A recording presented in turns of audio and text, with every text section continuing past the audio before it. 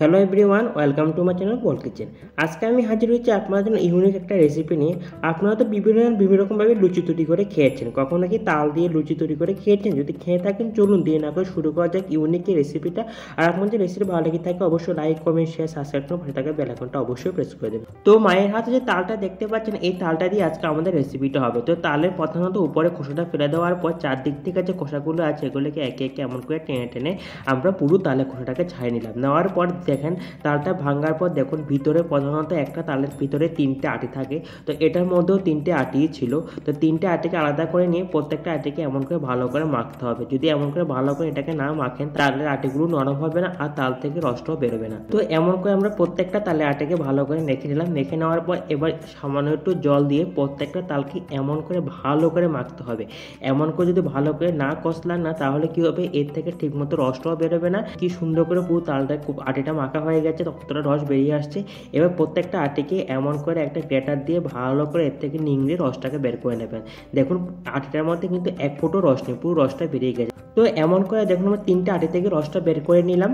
তো আমি এখানে 250 গ্রামের মতো ময়দা নিলাম আর এখানে দিয়ে দিচ্ছি পরিমাণ মতো 1 চিমটে সোডা। সোডা যদি না দেন না লুচি কিন্তু ঠিকঠাক করে ফুলবে না। এবার আমরা দিচ্ছি এখানের মধ্যে পরিমাণ মতো হাফ টিস্পুনের মতো নুন আর দিয়ে দিচ্ছি পরিমাণ মতো সাদা তেল। তেলটা দিলাম, তেলটা না দিলে কিন্তু লুচিটা ফুলে না। এবার এমন করে ভালো করে মেখে নিতে হবে। মাখার সময় দেখবেন যখন মাখতে মাখতে দেখবেন যখন এমন করে যখন এগুলিকে মুট করবেন তখন দেখবেন এগুলো দলা পাকিয়ে আসছে। তার মানে বুঝতে পারবেন যে এগুলো ভালো মতো মাখা হয়ে গেছে। এবার আমি এর মধ্যে বড় চামচ দিয়ে 1 চামচের মতো তালের রস দিলাম। তালের রসটা দিয়ে সব কটা মাকে ভালো করে মেখে নেব।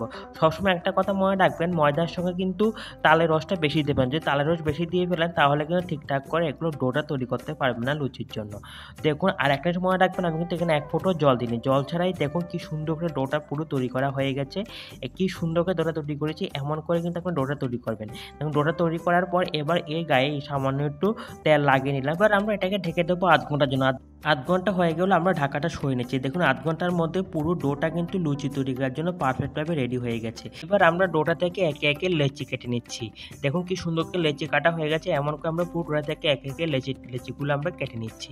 দেখুন লেচিগুলো সবকটা কাটা হয়ে গেছে। এবার দেখুন সবকটা রেডি। এবার প্রত্যেকটা লেচিকে আমরা সুন্দর একটা গোল শেপ দিয়ে দিলাম। গোল শেপ দেওয়ার পর এবার হাতের মধ্যে সামান্য তেল নিলাম। তেল নেওয়ার পর আমরা যে জায়গাটার মধ্যে লুচিটা বেলবো শ্বেত পাথরের উপরে ওটার মধ্যে একটু তেল দিয়ে ভালো করে লাগিয়ে নিলাম। তাহলে কি হবে, যখন লুচিটা বেলবেন তখন এর মধ্যে লেগে যাবে না।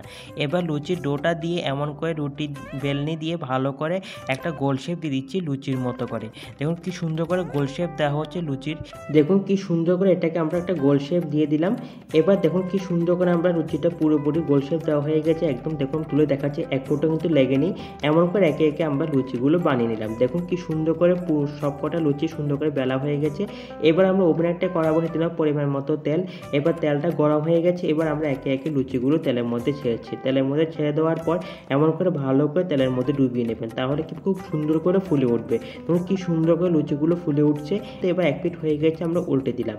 এমন করে উল্টে পাল্টে আমরা সুন্দর করে লুচিগুলোকে ভেজে নিতে। কি সুন্দর লুচিগুলো ভাজা হয়ে গেছে।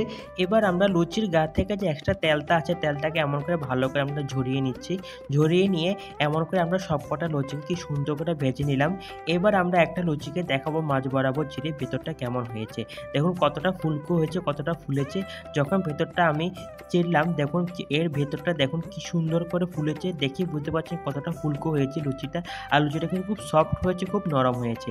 আপনি যদি একবার খান না জীবনে ভুলবেন না, এর স্বাদ এত টেস্টি লাগবে। তো আপনারা কিন্তু অবশ্যই রেসিপিটা বাড়িতে ট্রাই করবেন। আর কেমন হয়েছে আমাকে অবশ্যই কমেন্ট বক্সে লিখে জানাবেন।